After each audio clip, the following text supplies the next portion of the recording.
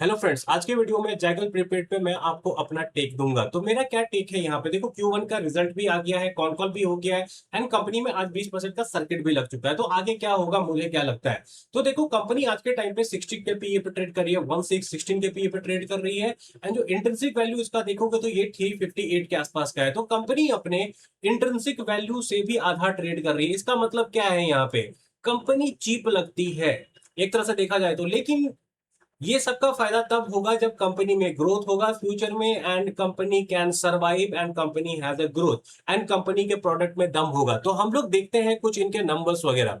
तो अगर इनके हम नंबर्स वगैरह देखें ना कंसोलिडेटेड, तो यहाँ पे आप क्या देख रहे हो, 332 करोड़ का रेवेन्यू था जून 25। अगेन आपको ज्यादातर बिजनेस को ईयर ऑन ईयर कंपेयर करना है, क्वार्टर ऑन क्वार्टर कंपेयर नहीं करना है, क्योंकि इंडिया में ज्यादातर बिजनेस का Q3 and Q4 are the strongest, Q1 is the weakest. तो यहाँ पे मैं क्या देख रहा हूँ, रेवेन्यू में इनका 30% का जंप था, लेकिन जो इनका किलर है वो है आपको एबिटा मार्जिन। तो क्या यहाँ पे आप नोटिस कर रहे हो, रेवेन्यू जंप हुआ 30%, लेकिन एक इंपॉर्टेंट बताता हूँ, मैनेजमेंट ने क्या बोला था, हम लोग अपने रेवेन्यू को भी 30 से 40% तक जंप करेंगे। 40% का इन्होंने टारगेट दिया था, एक सिंपल भाषा में समझा जाए तो। लेकिन क्या वो हुआ, रेवेन्यू का गाइडेंस इन्होंने मीट नहीं किया। क्या एबिटा गाइडेंस मीट किया, वैसे एबिटा का इन्होंने कोई गाइडेंस नहीं दिया था। इन्होंने क्या बोला था कि डाइस का मर्जर हो जाए तब मैं आपको बताऊंगा। अब मैं थोड़ा ना इनका काम बता देता हूँ, क्योंकि डाइस क्या है ये सब अगर आपको समझ में नहीं आएगा तो it will be difficult for you to understand आगे मैं क्या बोलना चाह रहा हूँ। तो देखो, कंपनी के बिजनेस वर्टिकल को अगर मैं समझूं तो इसको आप तीन टुकड़े में बांट सकते हो। एक है जैगल प्रोपेल, दूसरा है सॉफ्टवेयर एंड प्रोग्राम फी, और इन्होंने कुछ रिसेंट एक्विजिशंस वगैरह किया हुआ है, वो सब है आपको। तो जैगल प्रोपेल आज के टाइम पे इनका सबसे बड़ा बिजनेस है। यहाँ पे ये लोग क्या करते हैं, कुछ कंपनी से वॉचर वगैरह खरीदते हैं बल्क में, जैसे आपको फ्लिपकार्ट हो गया, अमेजोन हो गया, इनसे वॉचर्स वगैरह खरीदेंगे 1000 रुपए का, 1500 रुपए का, 6000 रुपए का, ऐसे करके ये लोग वॉचर्स वगैरह खरीदेंगे इन कंपनी से। एंड क्या करेंगे, किसी कंपनी के पास जाएंगे, फॉर एग्जांपल टीसीएस ले लो, ठीक है, बारबेक्यू का भी वॉचर वहां पे खरीदेंगे एंड टीसीएस वगैरह के पास जाएंगे, बोलेंगे कि भाई तुम मेरा वॉचर ले लो, मैं तुम्हारे पास ना बल्क में लाया हूं। तो आप सोचोगे किसको क्या फायदा हो रहा है यहाँ पे, क्योंकि किसी को फायदा हो रहा है तभी तो ये बिजनेस कर रही है ना। तो जो कंपनी वॉचर बेच रही है उसका वॉचर बल्क में बिक गया, बल्क में वो रेवेन्यू दिखा सकती है। एंड उनको क्या है ना कि भले उन्होंने वॉचर पे कुछ डिस्काउंट दिया होगा, 10% मान लो डिस्काउंट दिया होगा, तो क्या होगा कि ये जो कंपनी खरीद रही है जैगल, वो क्या करेगी, टीसीएस ऐसे कंपनी को बेचेगी, तो बीच का मार्जिन कम आएगी। ये 10% डिस्काउंट पे वहां से खरीदेगी एंड ये क्या करेगी, 5% 2% डिस्काउंट पे उसको सारा कूपन दे देगी। तो बीच का मार्जिन इस जैगल का मार्जिन। और वो जो बोलोगे अमेजोन सी कंपनी में क्या फायदा हो रहा है यहाँ पे डिस्काउंट देके, तो वो ये फायदा हो रहा है कि हर कूपन यूज होता ही नहीं है, ज्यादातर कूपन यूज होता ही नहीं है, अनलेस वो अमेजोन फ्लिपकार्ट जैसी कंपनी का हो। तो आपको क्या समझ में आ रहा है कि ये यहाँ पे ये क्या करते हैं, कूपन कहीं से खरीदे, किसी और कंपनी को बेच दिया, और वो जो कंपनी इसके कूपन को खरीद रहा है उसका क्या काम है, वो उस कूपन को अपने एम्प्लॉय को देगा, सिंपल भाषा में एम्प्लॉय को मोटिवेट करने के लिए देगा। और ये जो कूपन है इस कंपनी का आपको ज्यादातर बिजनेस आज के टाइम पे आता है, लो मार्जिन बिजनेस है। जैगल प्रोपेल जो है वो और कुछ नहीं, कूपन का ब्रोकरेज है, एक जगह से कूपन खरीदना, दूसरी जगह कूपन देना। तो अगर इस कंपनी को आगे जाना है तो इस कंपनी को यहां पे जो सब आप देख रहे हो उसको आगे लेके जाना पड़ेगा। ये क्या है, सॉफ्टवेयर एंड प्रोग्राम पे। देखो क्या होता है, इन्होंने क्या किया, अपना कूपन वगैरह बेचा, कि लिया किसी कंपनी से, किसी कंपनी को दिया, तो कंपनी के पास आएगा यूजर का डेटाबेस। तो ये लोग ना अपना कुछ सॉफ्टवेयर वगैरह बना के रखे हैं और वहां पे ये लोग क्या करते हैं, कंपनी को पुश करते हैं, कुछ प्रोडक्ट्स पुश करते हैं।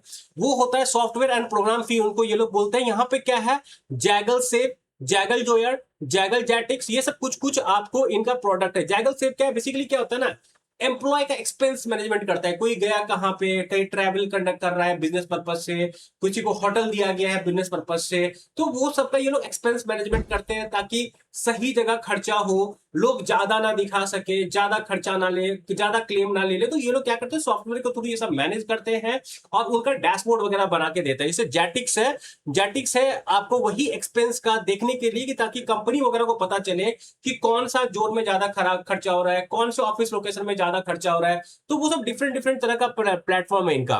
देखो डिटेल में ना काम बताया मैंने इन डेप्थ एनालिसिस वीडियो में, वहां पे देख लेना, काम बहुत चीज समझ में आएगा। तो सिंपल भाषा में समझा जाए तो एक बड़ा इनका बिजनेस वर्टिकल है जैगल प्रोपेक का, ज्यादा बिजनेस यहां से आता है लेकिन लोअर मार्जिन बिजनेस है।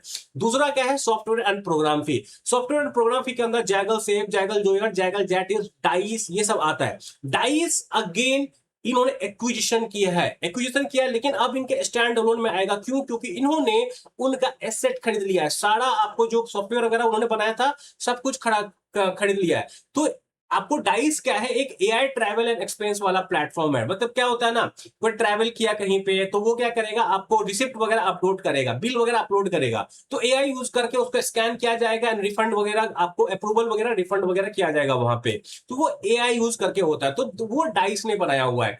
तो अगेन क्या है, ये एक प्रोडक्ट है जिसको इन्होंने एक्वायर किया हुआ है, एंड जिसके दम पे ये लोग बोल रहे हैं कि हम आपको यूएई वगैरह जाएंगे, आगे जाएंगे, और ये बहुत हाई मार्जिन बिजनेस है एंड ये सब कुछ और है इनका। बट एंड ये भी कुछ कुछ ऐसे टैक्स स्पैनर है, इसका भी इन्होंने रिसेंटली अपना क्या किया है, सब्सिडरी बनाया हुआ है। ग्रीन एज हो गया, ग्रीन एज क्या है, बेसिकली गोल्फ, कुछ कस्टमर होते हैं ना, जैसे वीआईपी एम्प्लॉय हो गया किसी एम्प्लॉय का, कंपनी का, तो उसको गोल्फ का एक्सेस दिया जाता है, लग्जरी पर्क्स वगैरह दिया जाता है, जैसे आपको एयरपोर्ट वगैरह पे लॉन्च वगैरह था ना, वहां पे बैठेंगे, तो वो सब ये सब प्रोडक्ट हो गया। तो आई होप कि आपको प्रोडक्ट समझ आए। मेन क्या है, जैगल प्रोपेल, जो कि कूपन का ब्रोकरेज, एक तरह से सिंपल भाषा में समझा जाए तो। उसके बाद आगे सॉफ्टवेयर वाला बिजनेस एंड कुछ का इन्होंने एक्विजिशन किया, उसमें सबसे इंपॉर्टेंट है डाइस। डाइस का इन्होंने एसेट पर्सन किया, एक्विजिशन नहीं किया, एसेट पर्सन समझ लो, वो थोड़ा डिफरेंट टर्म है, मेरा मेन वीडियो में देख लेना, पता चल जाएगा। तो आपको आई होप के पता चला डाइस का, ये पूरा जो मैंने आपको ज्ञान दिया है डाइस के लिए दिया है। तो यहाँ पे क्या है कि 9% से 7% आया है। तो क्या हुआ था, लास्ट क्वार्टर में इन्होंने बोला था कि हमारा मार्जिन हम कंफर्म नहीं कर सकते कितना होगा, क्योंकि डाइस को हमने एक्विजिशन किया है, उनके एम्प्लॉय को लिया है, थोड़ा एक क्वार्टर के बाद हम लोग कंफर्म करेंगे कितना होगा। तो इनका मार्जिन आया 7% का, ठीक है। एंड पैट तो इवन ईयर ऑन ईयर भी डिक्लाइन किया, क्वार्टर ऑन क्वार्टर भी डिक्लाइन किया, तो which is according to me is not a good sign. लेकिन आपको ये देखना पड़ेगा कंपनी जा कहां रही है, आगे कहां जाएगी, फ्यूचर में क्या इसके ये सब चीज ठीक हो जाएंगे। क्योंकि आपको एक बार समझना पड़ेगा, कंपनी आज ऑलरेडी टेकन हिट, इसका शेयर प्राइस तो हिट ले ही चुका है, एंड कंपनी अपना इसका हिट ले ही चुका है। देखो, मैनेजमेंट एक चीज बोल सकती थी कि हमारा मार्जिन डिक्लाइन करेगा, इन्होंने ये नहीं बोला कि डिक्लाइन करेगा, ये गाइडेंस देने से मना कर दिए, ठीक है। विच इज अकॉर्डिंग टू कि मैनेजमेंट ट्रांसपेरेंट रहना चाहिए, थोड़ा बहुत ट्रांसपेरेंट रह सकती थी। लेकिन हमारा काम है एज ए शेयर होल्डर आगे देखना, क्योंकि market is always forward looking. ऐसा भी हो सकता है ये 20% लोअर सर्किट का ऊपर में चला जाए ना, आपको पता भी नहीं चलेगा। तो अगेन यहाँ पे हम क्या देख रहे हैं, इनका रेवेन्यू डिप हुआ, ठीक है, रेवेन्यू अप हुआ, लेकिन इनका प्रॉफिटेबिलिटी डिप हो गया। रीजन क्या है, रीजन है आपको एबिटा मार्जिन इनका डिक्लाइन हुआ है, एंड इनका आपको क्यों हुआ है वो सब मैं आपको आगे बताऊंगा। तो यहाँ पे मल्टीपल चीज है। ऑलरेडी मैंने क्या बताया, डाइस का एक्विजिशन किया इन्होंने। डाइस के एक्विजिशन से वजह से क्या हुआ कि इन्होंने लगभग बोल रहे कि 100 एआई स्पेशलिस्ट, एआई इंजीनियर वगैरह को इन्होंने लिया होगा, जो डाइस के पेरोल पे काम करते होंगे, तो वो अब इनके पेरोल पे आ गया, तो उनका कॉस्ट आ गया, उनका रिलोकेशन का अमाउंट आ गया, जो कि इनका डायरेक्ट आपको हिट हुआ है। देन रेवेन्यू कॉस्ट मिसमैचिंग, तो डाइस का इनको रेवेन्यू जो है Q1 में नहीं दिखा, Q2 में दिखेगा, तो वहां से अब आपको आना शुरू हो जाएगा। सीजनलिटी बोल रहे हैं, मेरे हिसाब से सीजनलिटी वो रीजन नहीं होना चाहिए। आपने अगर 40% गाइडेंस दिया है तो सीजनलिटी देख के दिया होगा। And then annual salary increment, ये भी मुझे उतना बहुत बड़ा क्या बोलते हैं नहीं लग रहा है। मे बी इनको दिया होगा, क्योंकि क्या होता है ना, जब एक कंपनी दूसरे कंपनी को एम्प्लॉय को हायर करती है तो कुछ टर्म्स होता है कि मैच किया जाता है सैलरी वगैरह, थोड़ा इंक्रीमेंट वगैरह दिया जाता है। मे बी इनको ज्यादा इन्होंने इंक्रीमेंट वगैरह दिया होगा। लेकिन मुझे जो सबसे बड़ा इनका रीजन लग रहा है वो है आपको जैगल का 100 टेक्नोलॉजी स्पेशलिस्ट उन्होंने एआई वाला लिया है, उनका हिट हुआ होगा। रेवेन्यू कुछ मिसमैच हुआ है, तो वो रेवेन्यू अगर मिसमैच नहीं हुआ होता तो थोड़ा बहुत इनका रेवेन्यू ऊपर हो जाता, आपको क्या बोलते हैं, रेवेन्यू थोड़ा बहुत पैट ऊपर हो जाता। एंड ये सब कुछ रीजन उन्होंने दिया है। और क्या है, सीजनलिटी मैं नहीं मानता उतना बड़ा reason. Direct PL management better deliberate conservative accountant. और हाँ, एक और चीज है जो इन्होंने बताया कि ये जो है ना अपना कोर बिजनेस जो है उसको ज्यादा तेजी से ग्रो नहीं कर रहे हैं। उसका रीजन क्या है, कोर बिजनेस को ज्यादा तेजी से ग्रो नहीं करने का, वो चाहते हैं कि कुछ जो खराब अकाउंट्स थे उनको निकाला जाए, जिनसे अच्छा कैश फ्लो वगैरह नहीं आ रहा था। एंड मैं आगे जाता हूँ, एक मिनट, लास्ट स्लाइड पे। डाइस का क्या है, बेसिकली डाइस एक तो समझ लो कि इनको, इनका मैनेजमेंट ऐसा मानना है कि dice will give them a future road map. क्या होगा ना, डाइस की वजह से इनके पास कुछ अच्छे कस्टमर्स वगैरह आए हैं, जैसे कि हिंदाल्को हो गया, बजाज इलेक्ट्रिकल हो गया, ठीक है, लेंसकार्ट वगैरह हो गया, आईडीएफसी फर्स्ट बैंक, ये सब इन्होंने डाइस के थ्रू एक्विजिशन किया है। बहुत बड़ा एम्प्लॉय बेस है, बहुत ज्यादा रेवेन्यू आ सकता है वहां से। तो कुछ एडवांटेज हुआ है। 85 प्लस मार्की एंटरप्राइज को डाइस के थ्रू इन्होंने आपको एक्विजिशन किया है। और ये लोग क्या बोल रहे हैं, हम लोग अपना प्रोडक्ट को क्रॉस सेल करेंगे। कौन कौन से प्रोडक्ट को क्रॉस सेल करेंगे? जैसे जैगल सेव हो गया, जोयर हो गया, ये सब प्रोडक्ट को ये लोग सेव क्रॉस सेल करेंगे। एंड एक चीज, कंपनी का मार्जिन बढ़ाएगा सॉफ्टवेयर। तो कंपनी किस डायरेक्शन में जाएगी, EBITDA मार्जिन कितना होगा, आपको वो पता चलना है। तो उसका सबसे बड़ा ड्राइवर है कि कंपनी का क्या सॉफ्टवेयर फी वाला रेवेन्यू वर्टिकल बढ़ रहा है कि नहीं बढ़ रहा है। That is very very important. Dice बढ़ना चाहिए, सेफ बढ़ना चाहिए, जॉगर बढ़ना चाहिए, जो यार, ठीक है। तो यहां पे मैं क्या बता रहा हूं आपको कि इनको डाइस से फायदा क्या हुआ है। देखो कंपनी का रेवेन्यू छोटा है आज के टाइम, 25 करोड़ का रेवेन्यू करती है, लेकिन इनको क्या हुआ, 85 प्लस मार्की क्लाइंट मिल गया, जिसको ये अपना क्लाइंट को प्रोडक्ट पुश कर सकते हो। तो आपको फ्यूचर में देखना है कि क्या ये कर पा रहे हैं कि नहीं कर पा रहे हैं। That is very very important. And वो आपको ज्यादा पता चलेगा Q3 Q4 में। तो ये जो टाइम है, यहां पे आप ये नहीं कंक्लूड कर सकते हो कि बिजनेस अच्छा है कि खराब है। मेरे हिसाब से मार्केट ने ओवर रिएक्ट किया है। कंपनी ऑलरेडी नीचे थी एक्सपेक्ट करके कि शेयर प्राइस की मार्केट का रिजल्ट खराब आने वाला है, एंड रिजल्ट खराब आया है। गोइंग फॉरवर्ड हो सकता है कि नंबर्स अच्छे हो, क्योंकि अब इनका डायरेक्शन थोड़ा सा डाइस का भी मर्जिंग आएगा। देन अपना ये क्रॉस सेल वगैरह भी करेंगे तो रेवेन्यू बढ़ेगा। लेकिन मेन जो इनका आपको क्या होता है ना, जिससे आप कंपनी में डिसीजन मेक करो, वो होगा H2। देखो मैंने इस कंपनी को शेयर किया था 200 के शेयर प्राइस पे, मैंने 400 पे नहीं किया था। मैंने क्या बोला था कि जो क्या होता है ना, बुल रन का कोई भी कंपनी का शेयर प्राइस भाग रहा होता है ना, तो बहुत सारे लोग वीडियो बना देते हैं और बोल देते हैं कंपनी अच्छी है, कंपनी फ्यूचर में अच्छा करेगा। कंपनी के काम ढंग से पता होता ही नहीं है लोगों को। बस देखा कि 40% गाइडेंस दे रहे हैं, एबिटा मार्जिन इंक्रीमेंट का दे रहे हैं, बस कूद जाओ। यहाँ पे आजकल यही चल रहा है। मैनेजमेंट ने गाइडेंस दिया एग्रेसिव, मैनेजमेंट एबिटा मार्जिन का गाइडेंस दिया और खरीद लो बिना वैल्यूएशन देखे हुए, बिना शेयर प्राइस देखे हुए। और क्या होता है, थोड़ा सा इधर उधर जाता है, वो शेयर 60-70% टूट जाता है। आज के टाइम पे जागल अपने ऑल टाइम हाई से कितना नीचे है, जैसे अगर देखोगे तो ये लगभग 62% नीचे आ चुकी है अपने ऑल टाइम हाई से। एंड देखो हर चीज ना मैनेजमेंट को भी पता नहीं होता है हर वक्त। तो मैनेजमेंट ने खुद प्रीफरेंशियल के थ्रू इसमें पैसा लगाया था 500 के आसपास। तो आपको यहां से क्या पता चल रहा है कि मैनेजमेंट के प्लान के अकॉर्डिंग भी चीजें नहीं गई हैं, नहीं तो वो ऊपर में अपना पैसा नहीं लगाया हुआ होता। तो यहां पे क्या है, अगर हम लोग देखें तो आपको क्या चीज है, पहली बात तो ये सीख लो कि यूफोरिया में नहीं पड़ना है। ज्यादातर कंपनी का जब शेयर प्राइस भागेगा तो बहुत सारे लोग उस पर वीडियो बनाएंगे और आपको बोलेंगे कंपनी अच्छी है। ज्यादातर लोग यहाँ पे सिर्फ रेवेन्यू गाइडेंस देखते हैं, एबिटा मार्जिन गाइडेंस देखते हैं, वैल्यूएशन ये सब देखते ही नहीं है। तो आपको ये नहीं करना है, आपको वैल्यूएशन समझना। If you don't have valuation comfort तो नहीं जाना है, क्योंकि अगर वैल्यूएशन कंफर्ट होगा तो कंपनी इतना नहीं गिर सकता है कभी भी 60-70%। एंड अगेन शेयर प्राइस से आपका व्यू डिसाइड नहीं होना चाहिए। मेरे हिसाब से कंपनी आज के टाइम पे ठीक ठाक रिस्क रिवार्ड फेवरेबल है, क्योंकि अब कितना 16-17 का पी चला गया है। कंपनी अगर आपको डाइस को सही से रोल आउट कर दे तो इनका आपको रेवेन्यू भी बढ़ सकता है, मार्जिन भी बढ़ सकता है, क्योंकि Dice is a higher margin business. ये बात आपको समझना पड़ेगा।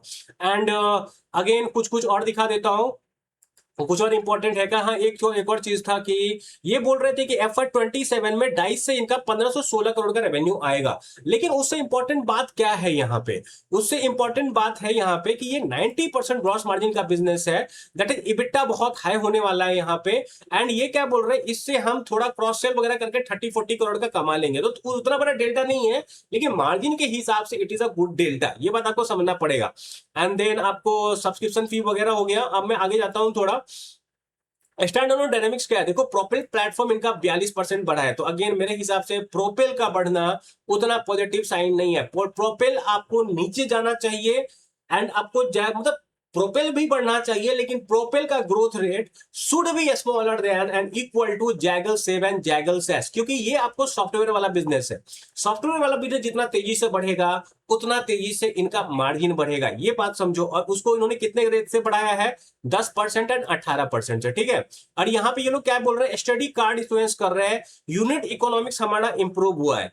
एंड देन आपको क्या बोल रहे हैं, expected to ramp up sharply in Q2 and Q3। ये आपको मॉनिटर करना है, स्पेशली अगर Q3 तक अगर आपको ये रैंप अप नहीं होता हुआ दिख रहा है, इसका मतलब है कि कंपनी अपने प्रोडक्ट को नहीं बेच पा रही है।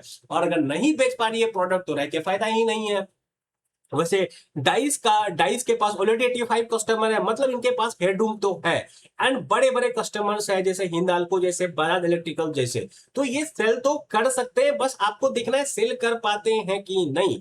आपको बिजनेसमैन के तरह सोचना है हमेशा। एक बिजनेस कैसे डिसाइड होगा, ग्रोथ गाइडेंस से डिसाइड नहीं होता है कि बिजनेस किधर जा रही है। बिजनेस डिसाइड होता है आपको इस चीज से कि फ्यूचर में उसका रेवेन्यू बढ़ेगा कि नहीं, एंड वो जो अपना प्लान कर रहे हैं उसको एग्जीक्यूट कर पाएगी कि नहीं, एंड उसका एक्विजिशन होगा कि नहीं, कस्टमर एक्विजिशन फास्ट होगा कि नहीं। उसके बाद तो गाइडेंस वगैरह आ जाता है। जैसे यहाँ पे क्या हुआ, अगर ये सक्सेसफुली कस्टमर रैंप अप करने लग जाए तो इबिटा मार्जिन तो अपने आप बढ़ेगा, क्योंकि डाइस इनका सॉफ्टवेयर वाला बिजनेस है, एंड सेव एंड आपको जो बाकी जोयर वगैरह है वो भी सॉफ्टवेयर वाला बिजनेस है, जेटिक्स भी सॉफ्टवेयर वाला बिजनेस है। वो जैसे जैसे स्केल करेगा इनका रेवेन्यू बढ़ते जाएगा। तो बेसिकली इनका प्लान है, ये जो 85+ एंटरप्राइज जो उनको डाइस के थ्रू मिला है, उनको ये लोग आपको जोयर सेव वगैरह बेचेंगे। एंड अगेन आपको ये सब चीज ट्रैक करना है कि ये हो पाते हैं कि नहीं, एंड अपने एग्जिस्टिंग कस्टमर को ये लोग डाइस बेचेंगे, एंड ये लोग यूएई वगैरह में एक्सपेंशन कर रहे हैं, वहां पे भी ये लोग कुछ कुछ बेचेंगे। तो यहाँ पे आप एक्सपेंशन का बात कर लेते हैं। तो एक्सपेंशन कहां कहां कर रहे हैं, आपको यूएसए में करेंगे एंड आपको दुबई में करेंगे। तो ये आपको मिड मार्केट ये बेसिकली FY 28 ऑनवर्ड कर रहे हैं। तो हमें यहाँ पे देखना नहीं है उतना। 6 to 9 month sales cycle, high ticket size realisation. और हाँ, एक चीज क्या है ना कि इंडियन कंपनी ज्यादा खर्चा नहीं करना चाहती है ये सब प्रोडक्ट, क्योंकि इंडियन कंपनी को पैसा देना है। तो ये प्रोडक्ट अगर ये इंडिया के बाहर बेच देंगे तो उनको ज्यादा पैसा मिलेगा, 10 गुना ज्यादा। और सबसे बड़ा बात क्या है ना कि ये क्या कर रहे हैं, जैसे इनका जो चीज है ना, जो ये काम करते हैं सॉफ्टवेयर बनाते हैं, ये फ्रेगमेंटेड है। कोई जोयर टाइप का देगा तो कोई जेटिक्स टाइप का देगा, कोई प्रोपेल का काम करने वाला है, मतलब ऑल इन वन एक जगह नहीं मिलता है। तो जैगल क्या है, आपको यहाँ पे इनोवेशन कर रहा है कि ऑल इन वन प्रोडक्ट लाके दे रहा है एट वन प्लेस। तो उनका चांसेस है कस्टमर स्टिकीनेस का, एक बार ये कहीं चले जाएंगे तो एट्रिशन कम होगा, जल्दी वो छोड़ेगा नहीं। एंड इनका मतलब फायदा भी है ये चीज, क्योंकि एक एक प्रोडक्ट पुश किया तो दूसरा प्रोडक्ट पुश किया, पहले प्रोपेल से एक्वायर करेगा किसी बिजनेस को, फिर उसको सेप पुश कर देगा, उसको प्रोपेल पुश कर देगा, ठीक है। तो ये सब देख लेना।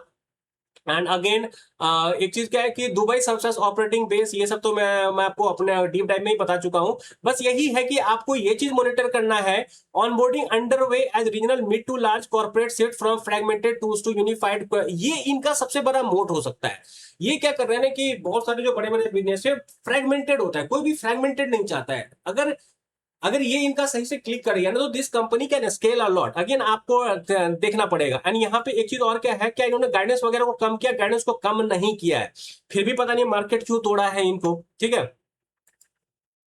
तो यहाँ पे क्या है मैनेजमेंट ने 40% ईयर ऑन ईयर का गाइडेंस दिया है, 25 to 30% स्टैंडअलोन ग्रोथ का गाइडेंस दिया है, despite Q1 being very very weak. इसका मतलब क्या है कि मैनेजमेंट सेकंड हाफ में ग्रोथ एक्सपेक्ट कर रही है। अगर सेकंड हाफ में ग्रोथ एक्सपेक्ट हो गया तो देर इज क्या होता है ना, रिवार्ड का चांसेस बहुत ज्यादा है, रिस्क बहुत कम है। इसीलिए मैं आपको बोलता हूँ कभी भी एक कंपनी में बहुत ज्यादा पैसा मत लगाओ, 5% 7% लगाओ। एंड जैसे इस कंपनी का वक्त को बाय सेल रिकमेंड से तो कतई मत लेना। बस मैं आपको बता रहा हूँ कि क्या हो सकता है आगे, कि मान लो अगर इनका प्लान सक्सेसफुल हो गया, जो कि आपको Q3 में पता चलेगा, Q2 में थोड़ा बहुत पता चलेगा, एंड Q3 में बड़ा पता चलेगा। Q3 में अगर नहीं हो पा रहा है तो रेड फ्लैग, मतलब ये अपने प्रोडक्ट बेच ही नहीं पा रही है, निकलो यहां से। एंड अगर हो गया तो it's a good thing. And होगा क्या, उससे पहले शेयर प्राइस ऊपर भाग जाएगा। लेकिन आज के टाइम पे शेयर प्राइस जहां है, खोने को ज्यादा कुछ मुझे दिखता नहीं है। Again it's your call, buy sell करना मैं नहीं बता सकता हूं, मुझे जो सही लगा मैं वो बता देता हूं आपको, और बता दिया हूं, और कुछ नहीं है। अपना समझ लेना, बिजनेस समझना है तो जैगल का इंडेक्स एनालिसिस मेरा देख लो, one of the best video है यूट्यूब पे। एंड अपना डिसीजन ले लेना, ठीक है। अपने एनालिसिस करने के बाद अब मैं आपको एक इंटरेस्टिंग बात दिखाता हूं। यहाँ पे आज क्या हुआ है, तो आज क्या हुआ ना, लोअर सर्किट लगा हुआ था मार्केट में, और यहां पे कहीं पे 9:40 में लगभग 20 लाख शेयर खरीदा गया है। अगेन आपको 11:15 में फिर से 20 लाख शेयर खरीदा गया है। इसका मतलब क्या होता है, कितना पैसा का शेयर खरीदा गया है ये समझो। ये लगभग 20 लाख शेयर का मतलब होता है 32 करोड़ रुपए का शेयर यहाँ पे खरीदा गया। क्या रिटेल इन्वेस्टर खरीद सकता है? मेरे हिसाब से रिटेल इन्वेस्टर तो नहीं खरीद सकता है। एंड अगेन यहाँ पे भी क्या है, 2 मिलियन अगेन खरीदा गया, अगेन आपको 32 करोड़ का खरीदा गया है शेयर। तो 64 करोड़ रुपीज का शेयर खरीदा गया है। एंड कंपनी का मार्केट कैप है 2158 करोड़। तो लगभग 3% का शेयर कंपनी का आज यही दो ब्लॉक में खरीद लिया गया है। तो कोई क्या हुआ ना, लोअर सर्किट लगाया गया है, कोई लोअर सर्किट में खरीदा है। लोअर सर्किट में कौन खरीदता है इतने बड़े भाव पे, ये सोचो। I am giving you to answer. इसको आप मेरे क्वेश्चन में कमेंट सेक्शन में आंसर करो, बताओ आपको क्या लगता है कौन खरीदा होगा यहाँ पे लोअर सेगमेंट में इतने बड़े वॉल्यूम में। रिटेल इन्वेस्टर छोटे छोटे वॉल्यूम में खरीदेगा, इतने वॉल्यूम में नहीं खरीदेगा। यहाँ पे कोई आपको बड़े प्लेयर्स खरीद सकते हैं, ऐसा चांसेस है, गारंटी नहीं है, चांसेस है कि खरीदा जा सकता है कोई बड़े प्लेयर्स के द्वारा। क्योंकि अगर ये देखो इनका मोड तो है, ये ऐसा प्रोडक्ट बनाते हैं सबके साथ में बनाते हैं, ऐसा नहीं कि प्रोडक्ट कोई और नहीं बना सकता, लेकिन सब साथ में इनके पास है। ये एक मतलब एक प्लेटफॉर्म पे ये लोग सारा सर्विस दे रहे हैं, तो वो एक इनका एक तरह से एडवांटेज है मेरे हिसाब से। तो again keep track Q2 Q3 इस कंपनी के लिए बहुत इंपॉर्टेंट होगा। ट्रैक क्या करना है, डाइस को ये बेच पा रहे हैं कि नहीं, एंड अपना डाइस जिनको बेचा हुआ है उनको ये लोग जैगल सेव, जेटिक्स, जोयर वगैरह बेच पा रहे हैं कि नहीं। अगेन अगर कंपनी के काम को डिटेल में समझना है मेरा वीडियो देख लेना। तो ये रहा मेरा जैगल का एनालिसिस। आई होप कि आपको अच्छा लगा हो। अच्छा लगा हो तो बस सिंपल सा बात है कि लाइक कर देना, शेयर कर देना, सब्सक्राइब कर देना। अगेन बाय सेल कमेंट मत लेना, and take your decision wisely. Company का काम समझो, शेयर प्राइस से अपने आप को कोरिलेट मत करो। शेयर प्राइस एंड मार्केट अलग चीज होता है, कंपनी के काम को समझो, उसके बेसिस पे डिसीजन लो। यूफोरिया में मत आओ। चाहे तो लोग यूफोरिया में आके किसी कंपनी खरीदते हैं और बाद में पछताते हैं। Again not a buy sell comment bye. Thank you for watching.